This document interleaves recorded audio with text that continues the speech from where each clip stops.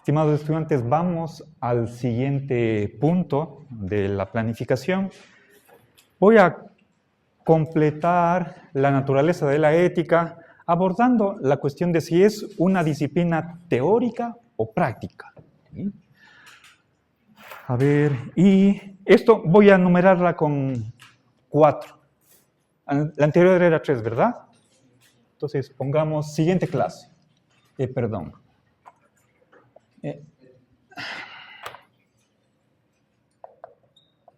Bien, entonces quiero decir algo sobre si es de naturaleza teórica o práctica. ¿Sí? Voy a empezar por lo segundo. ¿Sí? A ver, quienes afirman que la ética tiene que ver con la praxis. ¿Sí? Predominantemente, o lo importante es la práctica. ¿Sí? A ver, y para ello empiezo con una famosísima cita de Aristóteles. Les voy a pasar esta hojita.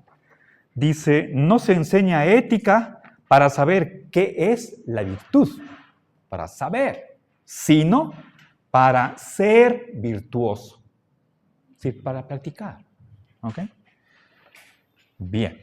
Ahora, fíjense, tengo una cita de Séneca que dice, la filosofía no es otra cosa que la ciencia de vivir honestamente o el arte de la recta vida que hay que practicar. ¿Okay?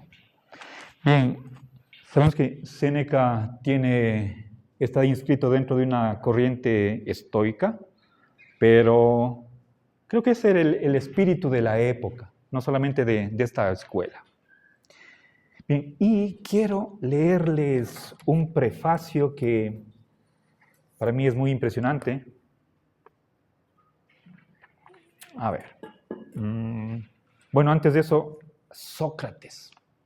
Les voy a leer una paginita de la Apología de Sócrates, escrita por Platón. Ustedes saben que Sócrates fue llevado a juicio por corromper a la juventud, entre otras acusaciones. Y tuvo la oportunidad de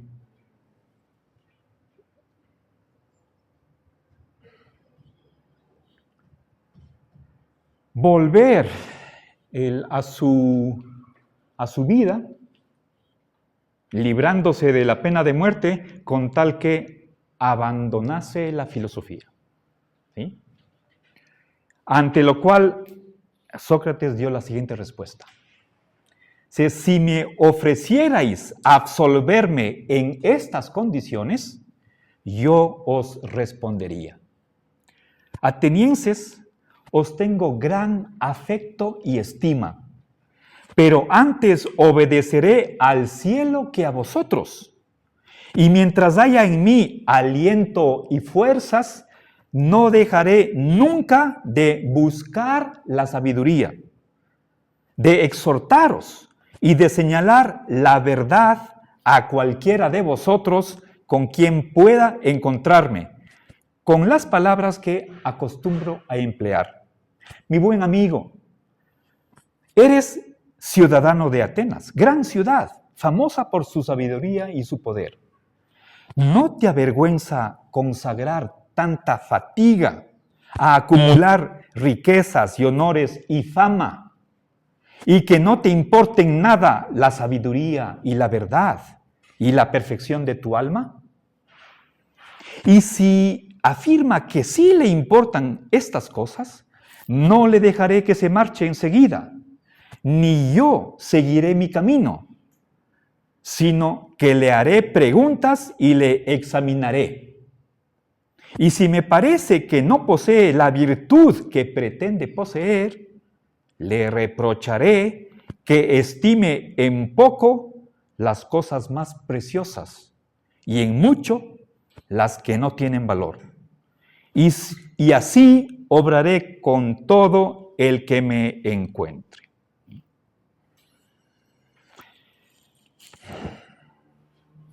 Pero sobre todo con vosotros, conciudadanos míos, por cuanto somos del mismo linaje, pues tened la seguridad de que tal es el mandato del cielo y abrigo la convicción de que nada mejor os ha cabido en suerte a los de Atenas que el que yo me haya puesto al servicio del cielo.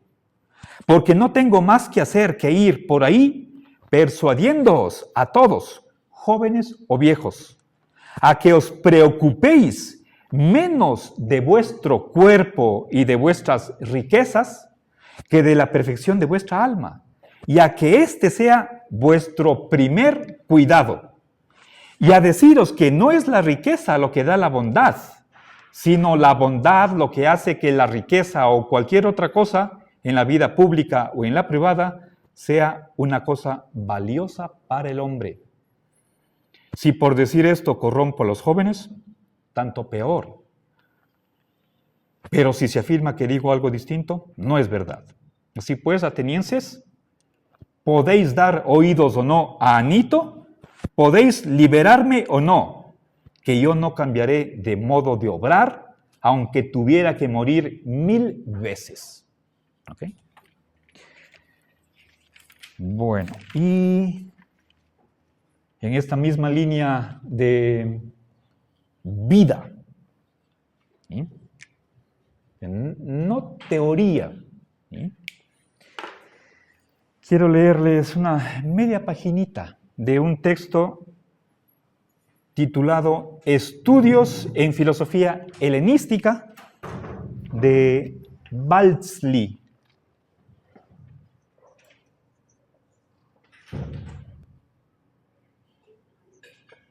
Dirk Baltzli. Este es un profesor de filosofía antigua. Bueno, yo lo conocí por internet. Él trabajaba en la Universidad de Queensland, en Australia. ¿Sí?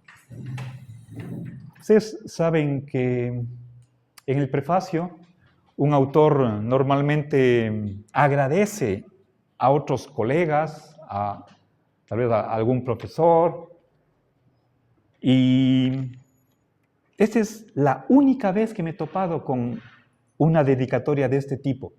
¿Sí? Escuchen lo que dice. Está en inglés, tengo que traducir, voy a ir un poco despacio. ¿Sí? A pesar de estas deudas, este libro está dedicado a mi primer instructor en la filosofía estoica. Cuando yo era joven, mi padre solía llevarme al pediatra por las vacunas y otras cosas que disgustan a los niños. Si yo no lloraba, mi padre solía decirme que yo era su pequeño estoico. Años más tarde, encontré los libros de mi padre de su tiempo de la universidad. Estos incluían la historia de la filosofía de Copleston, así como una antología de selecciones de filósofos estoicos como Marco Aurelio y Epícteto. A medida que llegué a entender acerca de qué iba el estoicismo, reconocí que por entrenamiento o temperamento o ambas cosas, mi padre era muchísimo como ellos. Aquí viene una cita de Cicerón, textual. Es la característica peculiar del hombre sabio estoico el que no hace nada de lo que se arrepienta, nada en contra de su voluntad, sino que todo lo hace honorablemente, consistentemente, seriamente y correctamente. Que no anticipa nada como si estuviera condenado a suceder.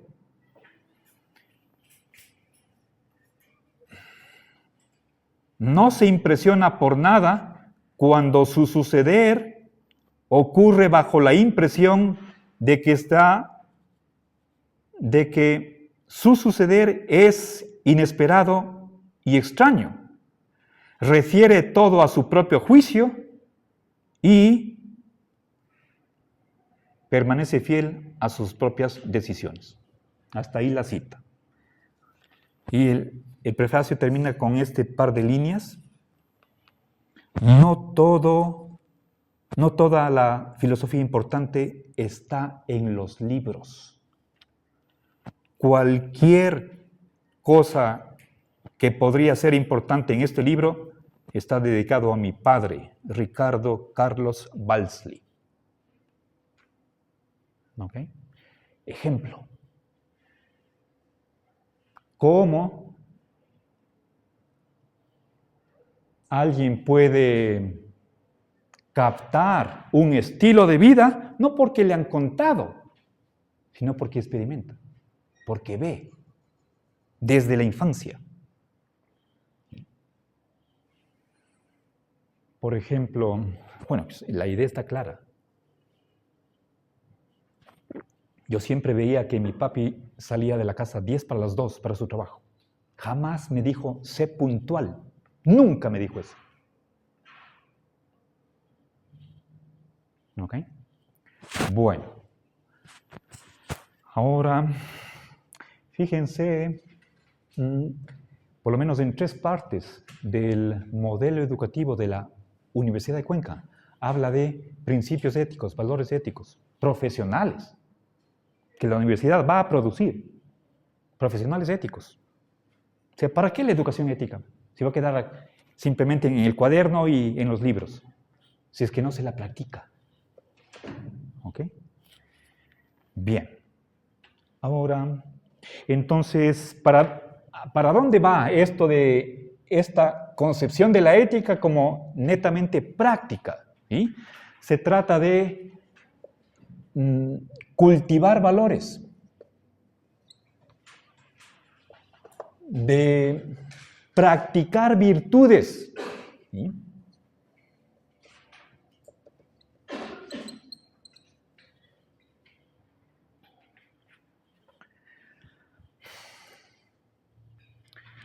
Se habla de formación del carácter.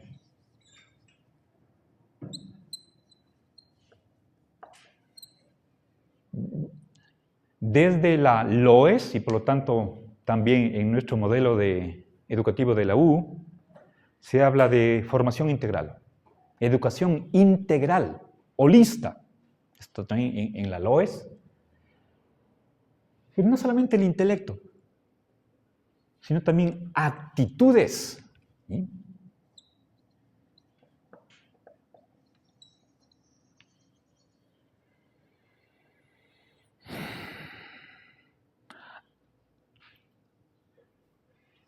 Esto forma parte de la personalidad de cada uno. Y creo que todos ustedes recordarán una de las etimologías de ethos, precisamente esta palabra. ¿Sí? Ahora, bueno, personalmente, yo recuerdo en alguna ocasión dicté un curso de ética y filosofía política en la Asociación de Profesores, en la PUC, hace años. Y para promocionar el curso, iba pegando afiches en las secretarías de las facultades. Cuando fui a medicina, hablé con la secretaria, estaba ahí había unas 2 o 3 personas más, y comentó, yo sé a quién le puede hacer mucha utilidad este curso. ¿Sí? Sobreentendiendo que después de seguir el curso de ética, ya el profesor sí iba a ser buena gente. ¿Sí? Milagro. ¿Sí? Bueno. Ahora, personalmente creo que esta visión está totalmente equivocada porque no da opción, es liberticida, mata la libertad.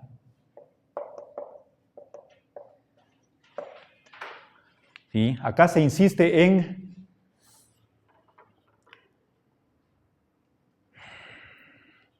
inculcación de valores. Incluso todo el programa de educación para la ciudadanía está detrás de esta tendencia. ¿Sí?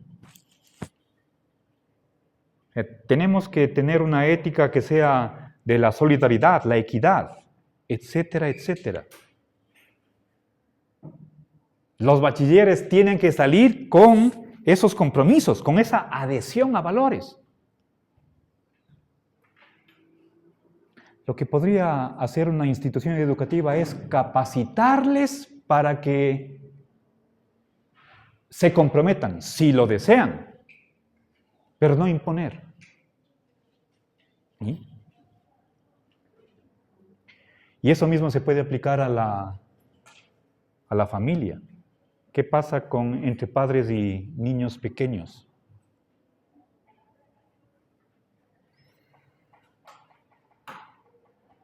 También los padres pueden tener el derecho de inculcar los valores de la familia en sus bebés, en sus niños, siempre y cuando sea respetuoso.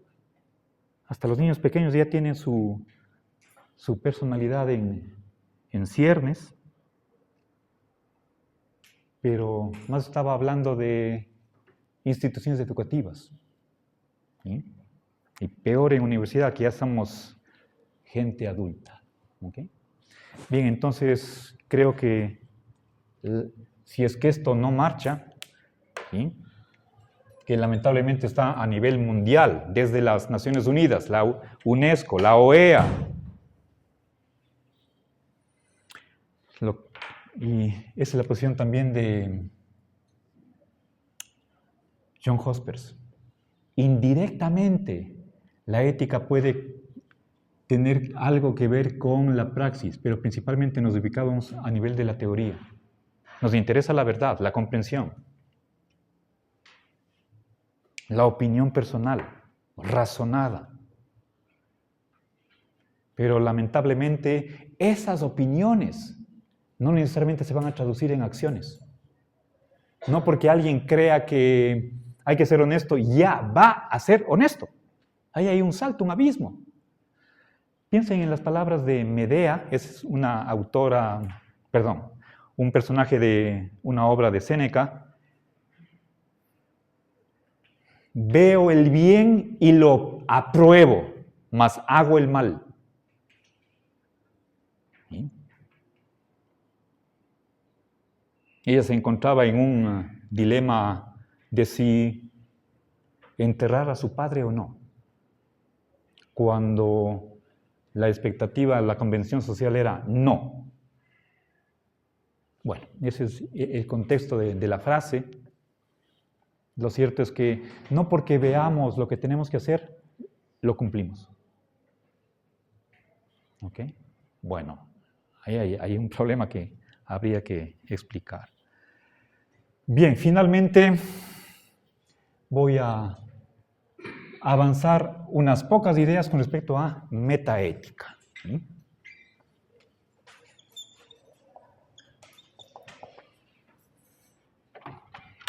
A ver, verán. A veces se hace una distinción entre ética normativa y metaética. La ética normativa sería la que tiene que ver con el bien y el deber. ¿Sí? ¿Qué es lo bueno? ¿Cómo debemos comportarnos? Mientras que la metaética sería un estudio, una investigación sobre lo que es la ética. Entonces, en este nivel podemos nosotros hacernos la pregunta de si... A ver, voy a hacer varias preguntas. Primero, empecemos con un juicio moral, juicio ético. Es decir, una evaluación moral. ¿Sí? Pensamos en una acción y nos preguntamos si debería evaluarse de modo positivo o negativo. ¿Ok? Entonces, pues sí, la tortura es mala, ¿ya? Podremos, con respecto a juicios de ese tipo, podríamos preguntarnos ¿a qué se refieren?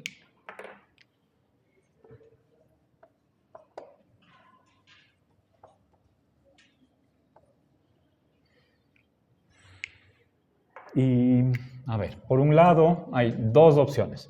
Podemos decir, se refieren a una creencia o están haciendo una aseveración, se refieren a un hecho o, bueno, y quienes están dentro de esta corriente son los cognitivistas éticos. Los que no están de acuerdo con eso son los anticognitivistas o no cognitivistas. ¿Sí? Pero, por favor, no confundamos agnosticismo. Bueno, claro, esto está en latín. Agnóstico está en griego. El opuesto, el contradictorio de cognitivismo es o anticognitivismo o no cognitivismo. ¿Sí? La ética no nos da conocimiento. Ya voy a ver, hay, por ejemplo, dos opciones. A ver, por ejemplo, lo que hace un juicio ético es simplemente expresar una actitud o una emoción. ¿Sí?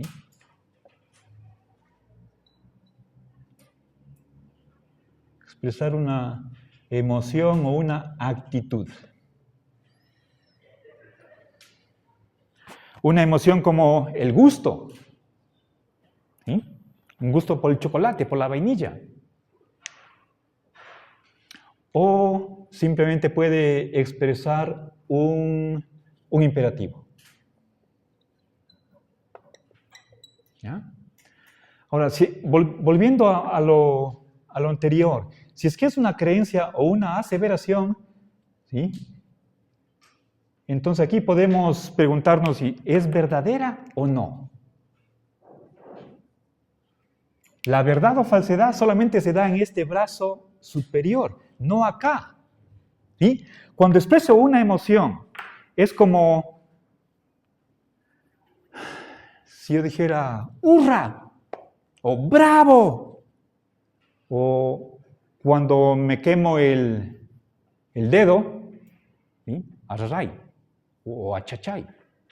Esas son interjecciones que están expresando lo que uno siente. Esas expresiones no son ni verdaderas ni falsas. Aquí no hay ni verdad ni falsedad. Cuando digo, María, abra la ventana, no pueden decir, lo que usted dice es falso, ni verdadero tampoco. Estoy haciendo una orden. Las órdenes no son verdaderas o falsas. Pueden ser inadecuadas, inapropiadas, fuera de lugar, impertinentes, pero no verdaderas o falsas. Entonces, acá no habría ni verdad ni falsedad. Así serían todos los juicios éticos. Ahora, si es que es verdadera, podemos decir sí o no. Y ya con esto ya me acerco a terminar. Si es que sí son verdaderas, entonces eso es realismo. Si es que no, hay una teoría que se llama teoría del error. Todos los juicios éticos son falsos, todos. ¿Por qué? Una razón es que no hay estas propiedades morales de bueno o malo, correcto o incorrecto. ¿Sí? Y para terminar, ¿en base a qué sí son verdaderos? ¿Sí? Hay propiedades, existen propiedades morales. ¿Sí?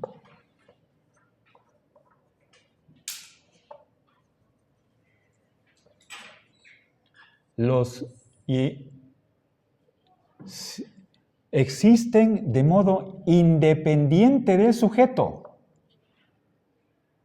Entonces, ahí tenemos objetivismo y subjetivismo. ¿Sí? Objetivismo y subjetivismo. ¿Ok? Ahora, normalmente el objetivismo va de la mano con este realismo, ¿sí? O el realista puede también acoger el objetivismo para hacer un realismo más robusto. Y me quedo aquí, gracias.